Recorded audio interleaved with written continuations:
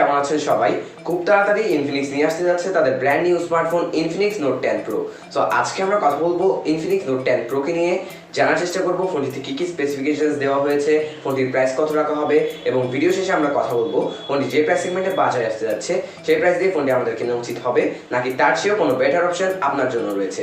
তো ফোনটি সম্পর্কে বিস্তারিত জানতে হলে অবশ্যই ভিডিওটি শেষ পর্যন্ত দেখতে থাকুন। হ্যালো এভরিওয়ান, পুরো ভিডিও জুড়ে আমি ইভান থাকছি আপনাদের সাথে। আপনারা দেখছেন technology knowledge YouTube channel. So চলুন শুরু করা যাক আজকের ভিডিও।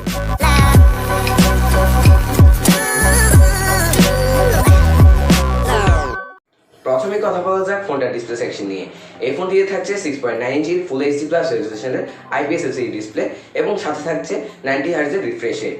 আরও থাকছে HDR10+ সাপোর্ট এবং ডিসপ্লেকে প্রোটেক্ট করার জন্য এখানে থাকছে গোরিলা গ্লাসের প্রোটেকশন। আর 90 হার্টজের রিফ্রেশ রেট হওয়ার কারণে আপনাদের স্ক্রলিং এবং গেমিং এক্সপিরিয়েন্স হবে বেশ স্মুথ। নেক্সট কথা বলা যাক ফোনটার ক্যামেরা সেকশন নিয়ে। এই ফোনটার রিয়ার সাইডে থাকবে কোয়াড ক্যামেরা সেটআপ, যার প্রাইমারি সেন্সরটি হবে 64 মেগাপিক্সেলের। বাট অন্য ক্যামেরাগুলো সম্পর্কে এখন কোনো ইনফরমেশন আমাদের কাছে আসেনি। তবে এটা শিওর যে ফোনটার রিয়ার ক্যামেরা দিয়ে আপনারা 4K তে 30 FPS এ ভিডিও রেকর্ড করতে পারবেন। আর ফোনটার ফ্রন্ট সাইডে থাকবে 16 মেগাপিক্সেলের একটি সেলফি ক্যামেরা। সো ফোনটার ক্যামেরা কোয়ালিটি আমার কাছে প্রাইস রেঞ্জ হিসেবে বেশ ভালো লেগেছে। এখন কথা বলা যাক ফোনটার প্রসেসর বা চিপসেট নিয়ে।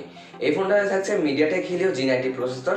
এই প্রসেসরটি খুবই পরীক্ষিত একটি প্রসেসর আর এই প্রাইস রেঞ্জে one of the best processor. এই প্রসেসরটির কারণে এই ফোনটি দিয়ে আপনারা হাই গ্রাফিক্সের গেমগুলো বেশ স্মুথলি প্লে করতে পারবেন কোনো রকম ল্যাকিং ইস্যু ছাড়াই। সো প্রাইস রেঞ্জ হিসাব করলে প্রসেসরটি ঠিকঠাকই আছে।